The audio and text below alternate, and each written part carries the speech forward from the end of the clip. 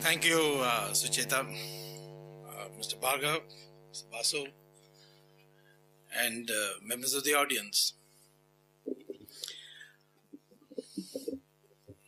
I was given a fantastic introduction, but there was one small point that was left, which I couldn't resist not mentioning it now.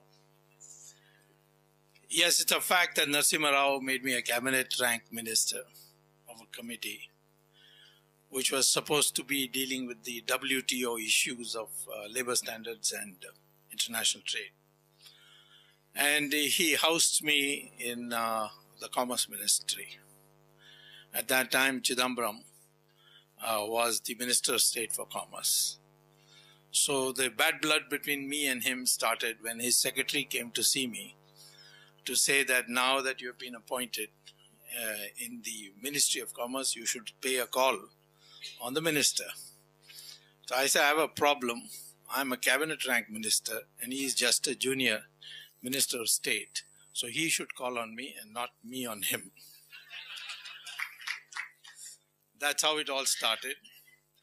And I think it will end well from my point of view. I have to congratulate Mr. Bhargav, because I have been in this field of exposing, and I know what the stakes are. They are huge, people are trying to lose a lot, and they're very well organized, and they can play havoc, particularly if you are an individual. In my case, although people criticize me for being a politician and that I'm doing this for political reasons, but the framework of politics itself is a protection. And consequently, it's far more difficult to target me the way they can target an individual. Of course, I have an advantage. I've led a life like that of a sannyasi. So therefore, there's very little to find. You can't find any girlfriends. You can't find any Swiss bank accounts. And whatever I do is quite open. And therefore, it's very difficult to nab me on any of those usual things on which people are getting blackmailed. I can tell you many of my political colleagues are terrified of taking the word of a Congress politician who's in power today, because maybe they will get exposed, or their bank accounts in Switzerland or Macau or some other place find a publicity in the newspaper. So I think when I see an individual taking this courageous stand to write this book, which is very well written, I must say. I didn't know that civil servants could write good English, but it's very well written and very clear. I particularly would like you to read from the points of view, from the present context, page 157 onwards, where he deals with bilaterals. Because that's a very important subject, which I will deal with today in the context of Jet Etihad and how that is going to affect Air India. And then is chapter 13, is it murder or is it suicide? Well, in my opinion, it's attempted murder. Air India is not dead yet. And if you people vote correctly in 2014 election, we will revive Air India. That I can tell you very much. Because the Air India represents more than 100 crore people. That's a huge market. And that's why everybody wants to now take control of India. If you were to ask which is the airline today which is flying out the most number of Indian passengers abroad, is it Air India, Jet Air, Indigo, Go Airlines, or any of those, or just SpiceJet? No. It is Emirates. Emirates belongs to a what? A city-state. In UAE consists of 4 kingdoms, I think. 7 kingdoms, yes. And they don't have to work there because whenever they need money, they dig a hole in the ground and oil comes out. You raise the price a little and sell. The day India, and India is very in the striking distance of it, starts using commercially hydrogen fuel cells for automobiles, then you will see most of the Arab countries will have to go back to their tents and their camels because they will not be able to make money by digging holes in the ground. So here is a city-state, and it's a state, and bilateral agreements is what? Is the permission to fly so many flights or measured in terms of number of seats or number of passengers that can be carried. Instead of saying passengers, you say seats. So this is an agreement between India, 1 billion plus people, and some microscopic country called UAE. And that microscopic country is able to become the largest flyer of your passengers, and not Air India. Air India was once upon a time the largest flyer, but it started bleeding, and it has now reduced the situation where it is taking a back seat. So these, and India has signed 4 separate agreements, according to me, with UAE, with one country. One country, you're supposed to sign only 1 bilateral. But you have signed 4.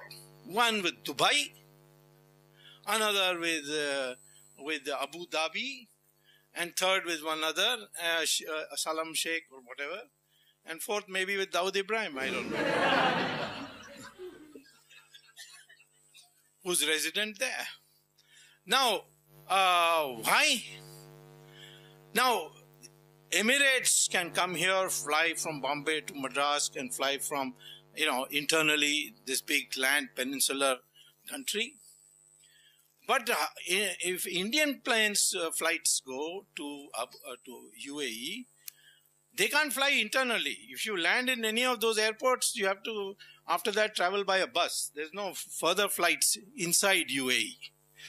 So therefore, why are we doing this? And the consequence of this is on Air India. The first thing they did was sign these huge concessions of bilaterals. Now, just as an illustration I'll give you, in this Jet Etihad, what has happened is that the deal between Jet and Etihad is between, a private company and a company which is owned by the Amir of the Abu Dhabi. I am not interfering with that. If Jet wants to commit suicide, that's their outlook. But side by side, we have signed a bilateral permitting an increase of seats to Jet and also an increase of seats to Etihad. Etihad originally was given only recently, just before this deal came in. Last year, late last year, they were given an increase of seats from to 13,000. That is, you can fly flights to the extent that you carried passengers of 13,000 per week. Now, they were only flying 8,000. So why was the need? No, they had already 8,000, of which they were flying only 6,000. They were not using the capacity of 8,000. Why did you increase to 13,000? That was one thing. And now in this new deal, they have increased it to 50,000. Why? I mean, when they are not able to fulfill the 8,000, leave alone 13,000, why are you now giving them the facility to fly 50,000 per week? And Jet, because you want to show uniformity, Jet can fly 40,000. But let me tell you, this deal, when you put it through a microscope, it's only a matter of time that Jet will be swallowed by Etihad, and Naresh Goyal will become a Bollywood film producer. That's the game plan. It is not to revive. So, therefore, what will happen? 40,000 plus 50,000, 90,000 seats per week, Etihad can fly. And it has got all kinds of alliances also. So it will share it with them. And your passengers who today can fly Air India from Bombay and Delhi directly to New York, increasingly they will have to go to Dubai or through Emirates or go to the Abu Dhabi and change planes there and then fly out. Which means what? All these big airports that you're building, they'll all become ghost airports. All this is being put in writing by the Prime Minister's office to the Civil Aviation Ministry. But after putting it in writing, the Prime Minister says, what can I do? He's the Prime Minister of India, sitting in the most powerful chair in India, probably for, one of the most powerful chairs of the world. He's not able to do it. In my last lecture, I told you, don't be surprised.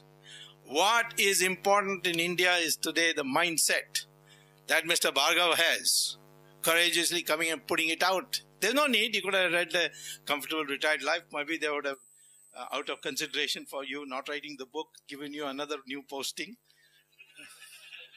If you have not written the book, now only the next government can give you. Don't worry, we will.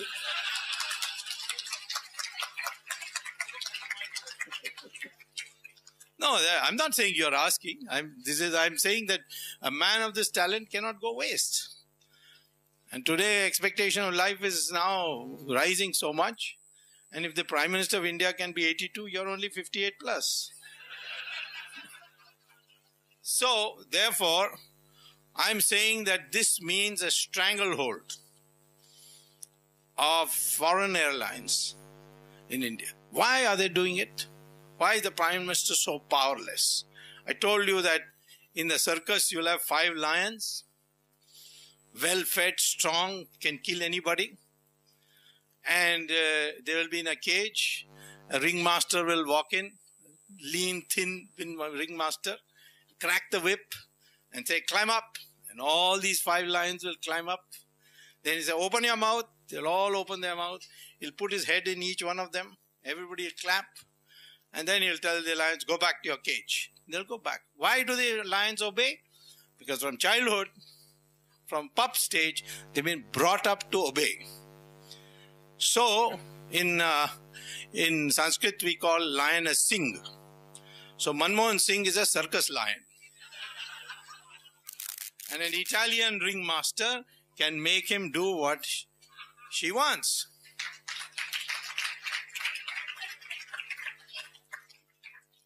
Now, I can tell you, if you want my substantiation for it, it will take a little more time. But I can tell you that my preliminary research show that this is, why did this deal between the jet and Etihad in the bilateral between India and UAE go through? He says 1 month.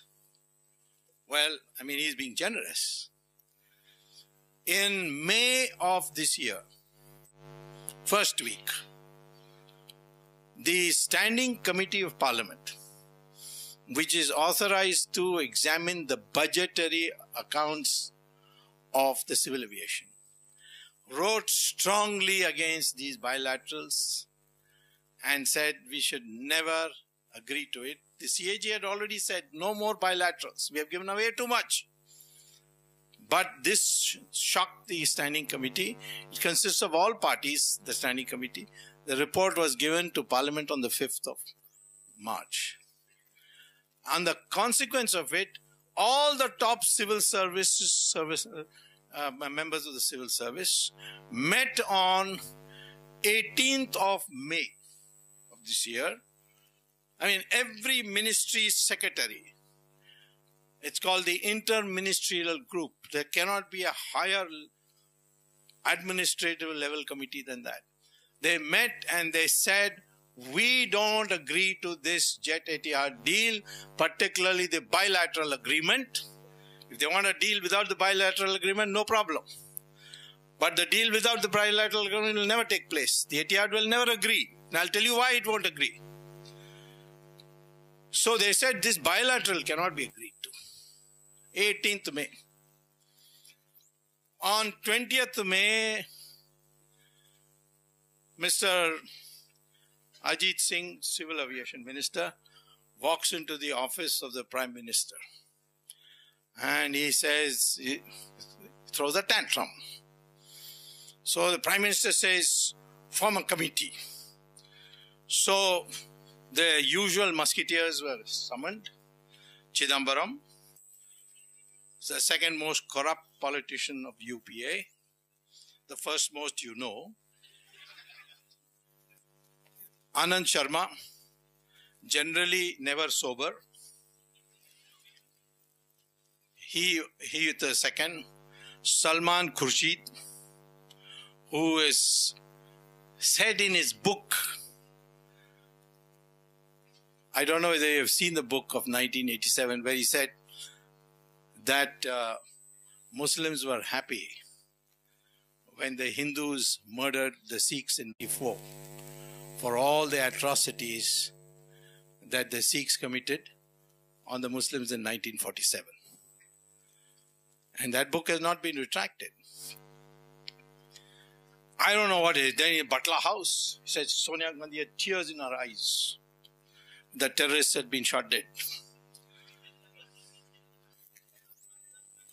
Yes, that's what he said.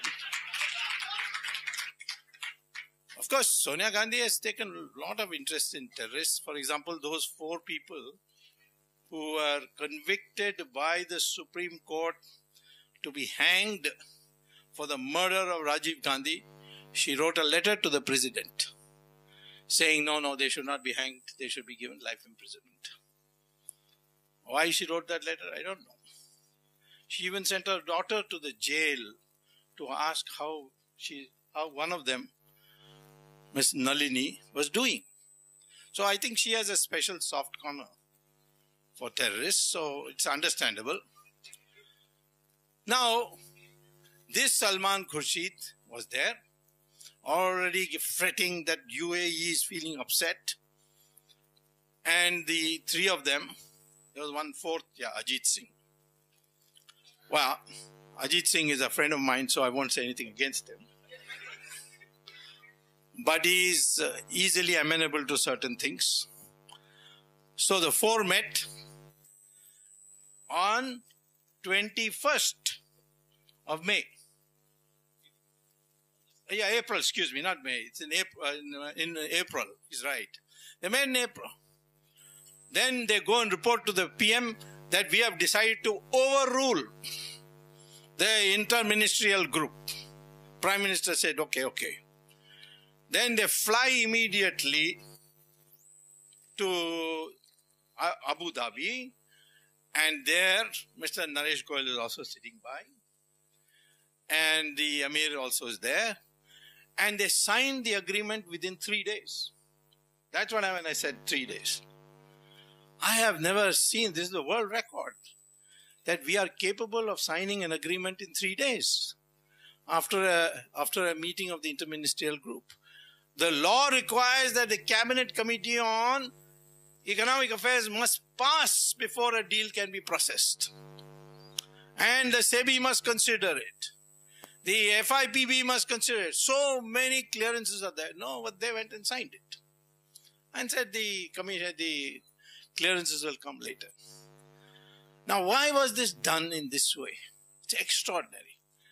Because Etisalat, telecom company, it had got through the purchase of a license which was illegally done.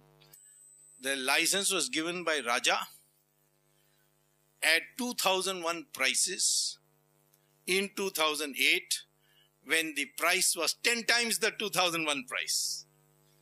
saying that, in order to keep the tariffs down, I'm giving it at 2001 prices.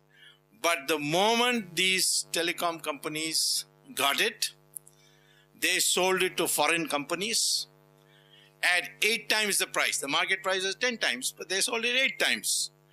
They got a huge bonanza without doing any work. And Etisalat was one of them which got it. And unfortunately, I went and filed a case. And that all the 122 licenses were cancelled. And Etisalat's license also cancelled. Etisalat was mighty upset because they had not only paid to the company, but they had paid to certain influential people. And very, very influential people. So they threw a tantrum. So then they were told they wanted the bribe back. There's a lot of bribe, 60,000 crores. And I had already explained to you how it was distributed in my last lecture. And they were pacified by saying, we'll give you something else. The chairman of Etisalat is also the chairman of Etihad. So therefore, the whole of India's civil aviation is at your command now. They handed it over to Etihad. But it's not over. Because I've gone to court. Court has issued notice. Asked them to explain. 4 weeks was given. Now 4 weeks are over. So I'm going back on Tuesday to raise the question why they have not answered. And let it be an ex parte order if necessary. This Jet Etihad order thing is a clever camouflage because Jet was owned by a body called Tailwinds. Now, what this Tailwinds, nobody knows the head or tail of it. But it owned it. Naresh Goyal had, I think, 8% of the share of that Tailwinds offshore body, the Isle of Man. So the deal couldn't be processed because he has to have majority ownership. It was Tailwinds which owned Jet. So Naresh Goyal had to have 51% at least after giving the share of 26% to Etihad. So he had to buy back the Tailwind shares owned by others. That cost money. So therefore, they took a loan not from an Indian bank. They took a loan from a Geneva-based Hong Kong Shanghai bank. So Naresh Goyal got a loan. He bought the shares. Having bought the shares, he mortgaged it with the Hong Kong Shanghai bank.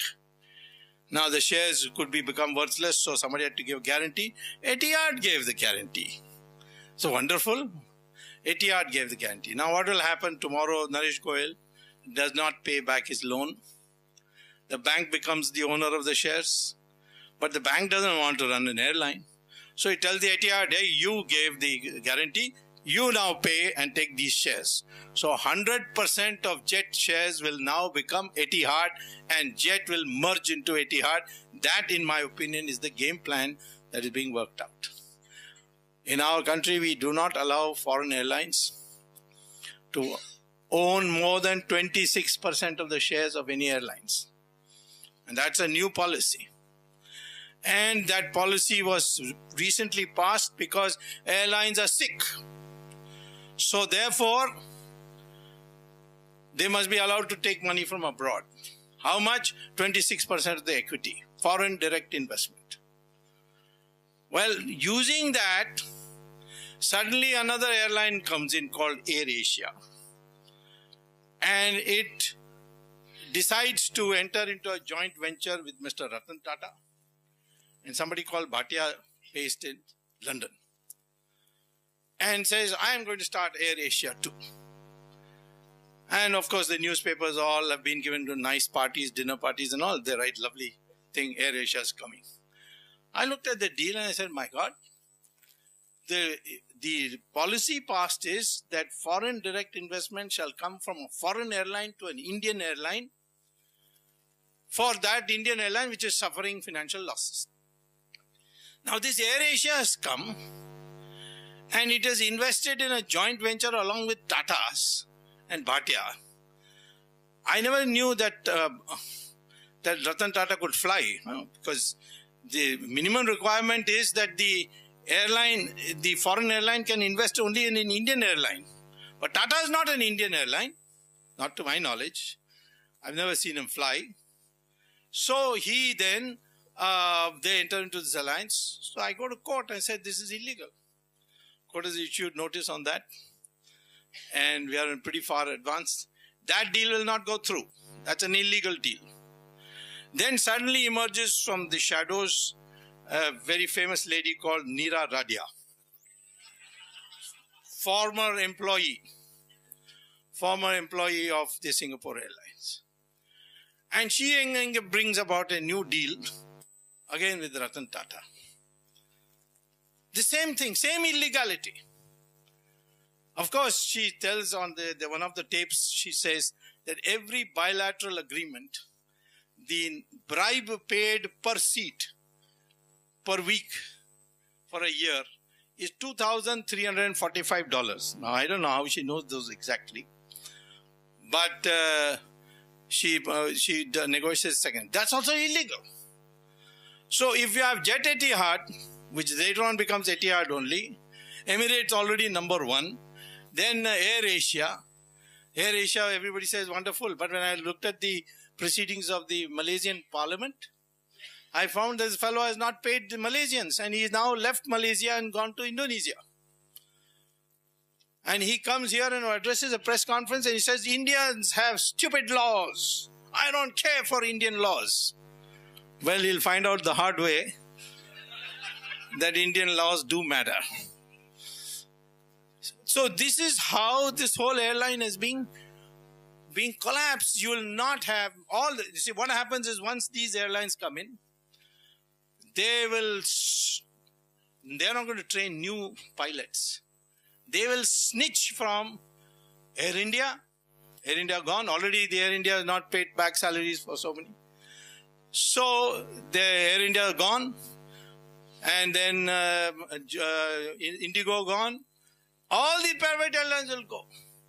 And we will be back to a situation where all airlines in India are run by foreigners who have no special expertise. I mean, Dubai or Abu Dhabi, they have no special ability in flying, you see.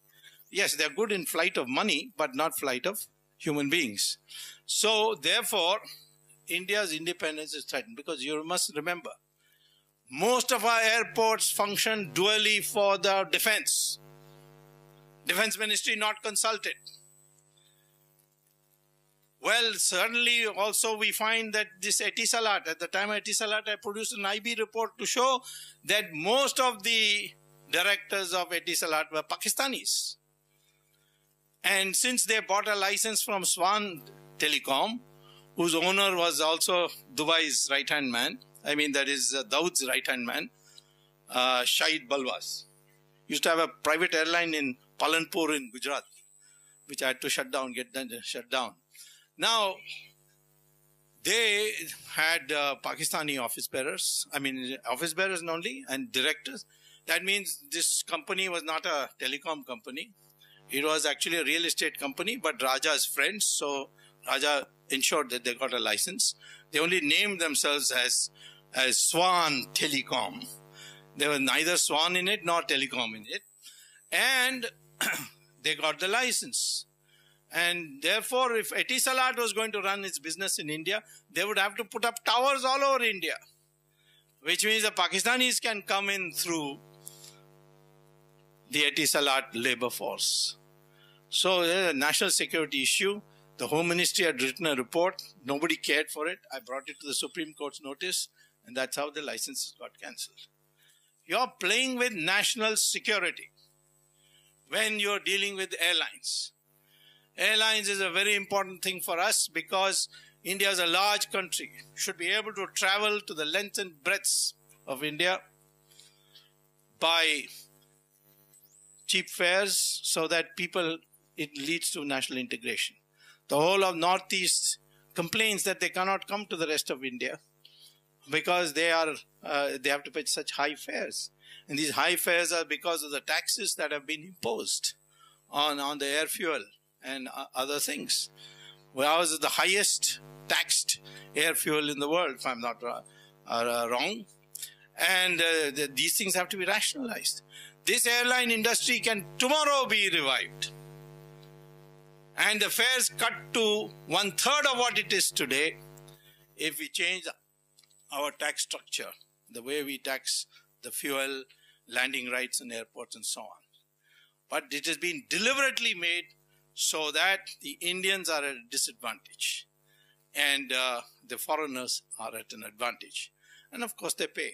How did Air India ultimately go on this road to being bled to death? First, I told you is bilaterals. Second is all the profitable routes of Air India were being shut down by one of the previous airlines minister, civil aviation minister. I mean, we shut down so many of our profitable routes so that other airlines can fly. Third is they bought aeroplanes from France, from Brazil even, and from United States. Huge number of planes. And they're all lying in the airport. They're not being used. Go and see Air India Express. How many planes are lying on the ground? Now they're selling as junk. Brand new planes. 777. Boeing 777 to Etihad. At what price? 1/3 the price they paid only 2 years ago.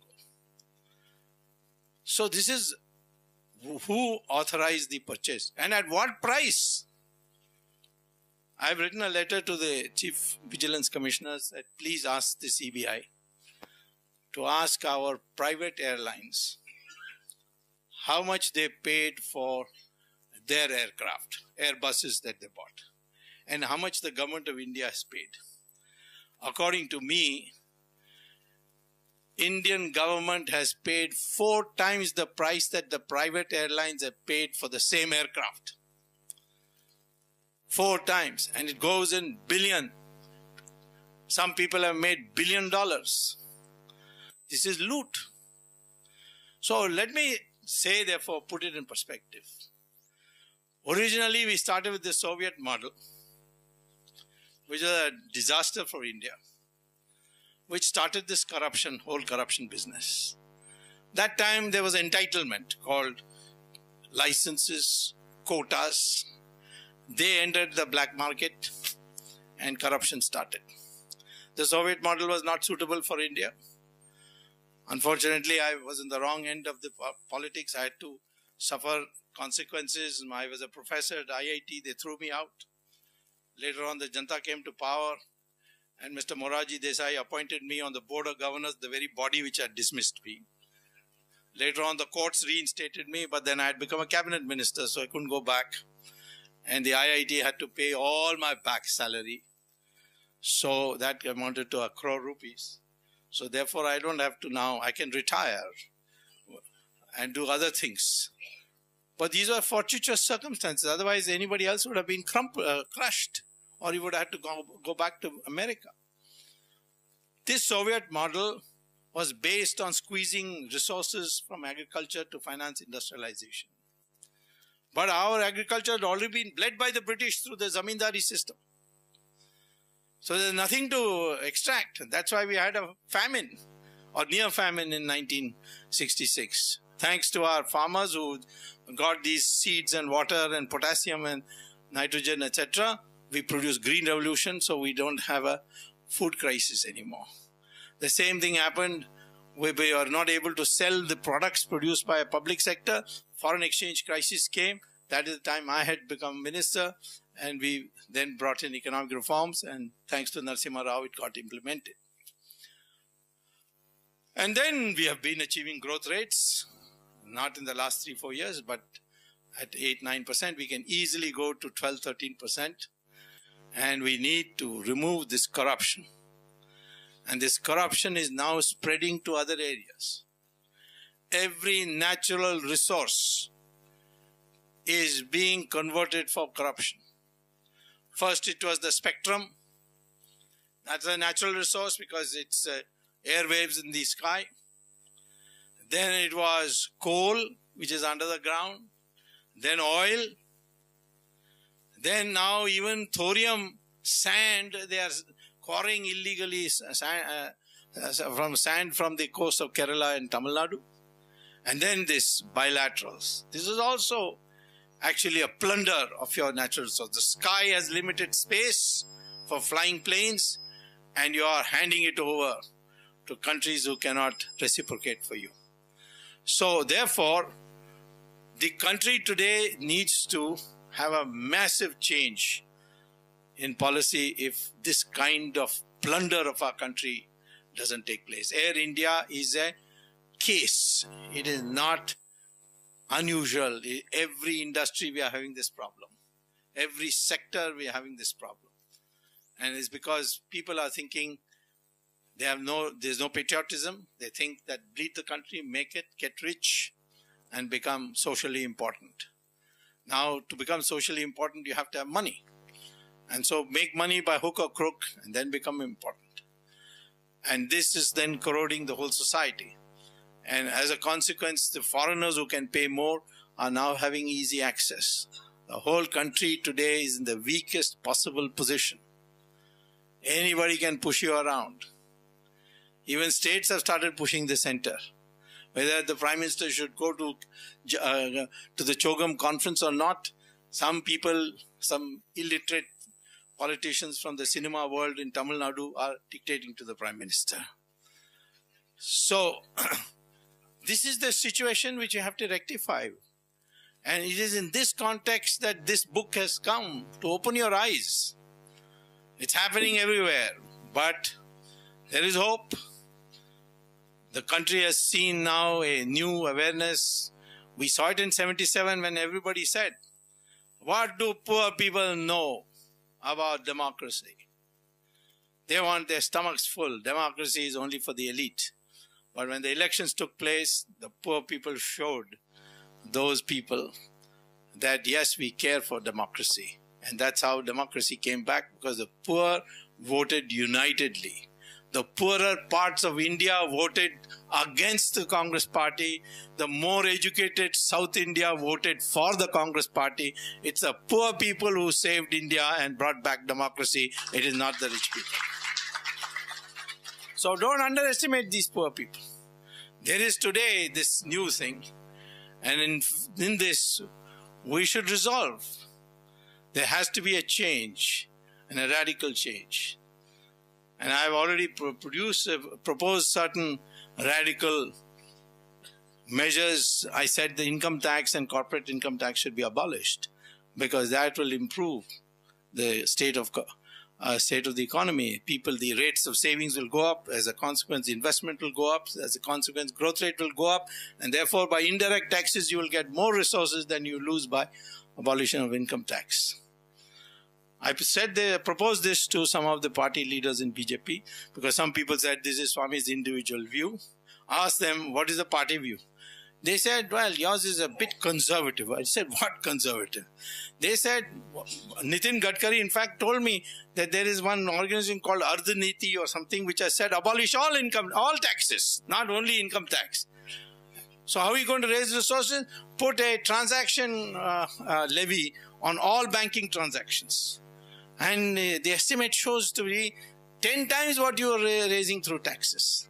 So I'm happy to report to you that what I said was not something that the party has not been thinking about. And certainly I am not plugging for my party today. I'm plugging for change, which is the same thing, of course, but doesn't matter. It's camouflaged. There is hope because there is awareness. I've seen it in courts. We think that revolution is always illegal, overthrowing something or the other. But through the judiciary today, we are witnessing a legal revolution. A major change. Look at Guwahati. There's CBI. Where is the authorization letter? So therefore, everybody is now encouraged. So I encourage all of you to stand fearlessly, denounce corruption, not to be afraid. Wherever you are, in whichever forum you are, stand up for the country. This country has got a great future if we have enlightened citizens. That is what Mr. Bhargava has brought in. Whatever material is brought in, plus what else I can gain, I can assure you every point you have made in that book, you will be vindicated and you will be a national hero, I hope celebrated hero in the future. Thank you. Thank you, Dr. Swamy. Wonderful talk as usual.